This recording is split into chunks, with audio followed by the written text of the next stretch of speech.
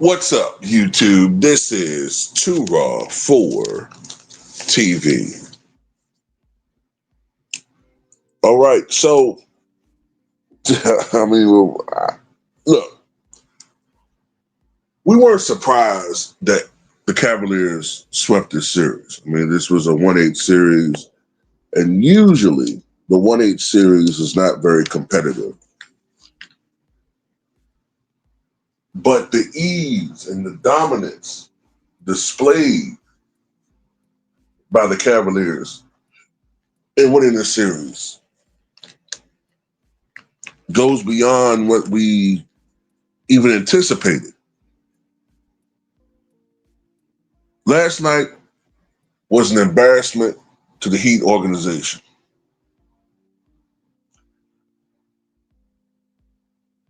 At halftime, the Heat were down 39, 72 to 33. At one point in the game, the Cavaliers had a 60-point lead. The final margin, 138 to 83, a 55-point shellacking.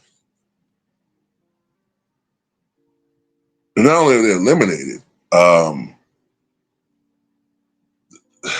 this was a very humbling experience for the Miami Heat organization, who have a history of being a team that's usually a tough out. But in this particular series,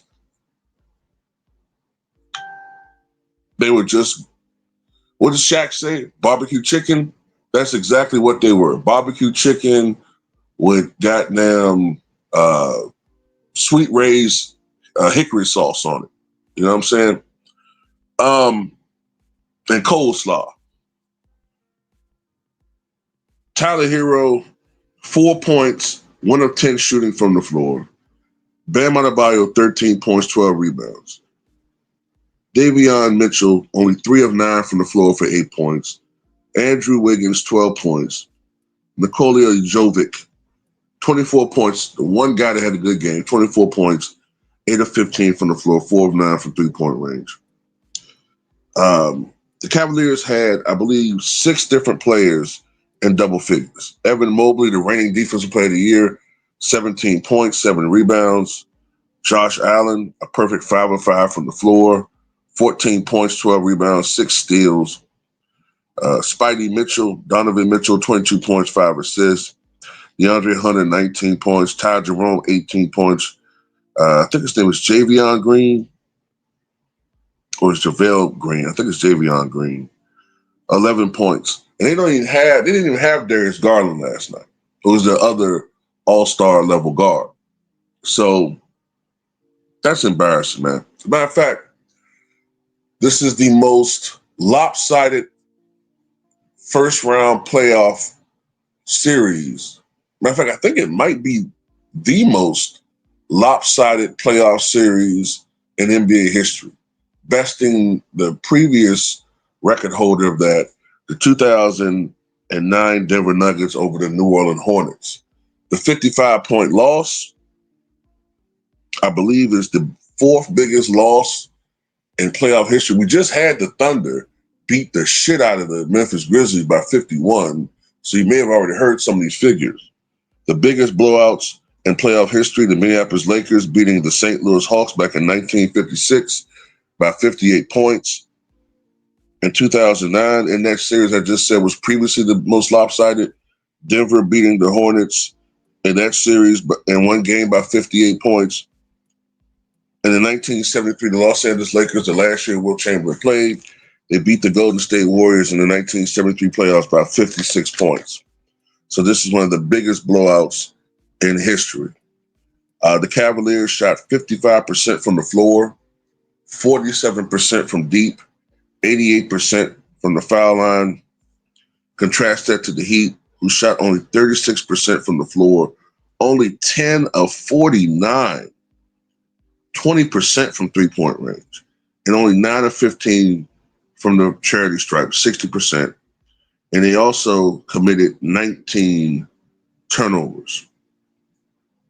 19 turnovers. So the Cavaliers finally put the Heat out of their misery in this series. So I think that's the second series that's over. The Thunder and Grizzlies, of course, that series is over. When you look at the playoffs, even though the NBA is marketed by stars, when you look at this league this season from start to now, the two most consistent and dominant teams have been the Cavaliers and the Thunder. But people just don't believe that those two teams are capable of winning a championship. And some of that has to do with the fact that, I think the media just tends to promote stars and not teams. And, people have this tendency to think that you have to have a superstar on your team to win, but that's not always the case. Look at the Phoenix Suns. They were supposed to be this super, team that was going to be maybe where the Thunder are, and they can't even win 50 games. Matter of fact, Kevin Durant has not been on a team that's won 50 games since since he played for Golden State. So that top 10 malarkey that Stephen A. Smith is talking about, I think that's a bunch of BS, you know what I'm saying, as far as Kevin Durant's ranking. But anyway, yeah, like you got one team that's 64-18, one of the greatest Cavalier teams in the history of that franchise. And when you look at how more competitive the NBA is, perhaps the best Cavaliers team. And, I know LeBron was on some great teams, but this Cavs team is something special. Matter of fact, you could argue that they dropped some games down the stretch that they probably would have won if they weren't resting their starters.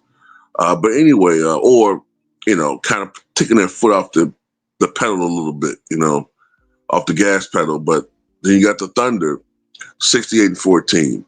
Shea's more than likely to be the MVP this year. And,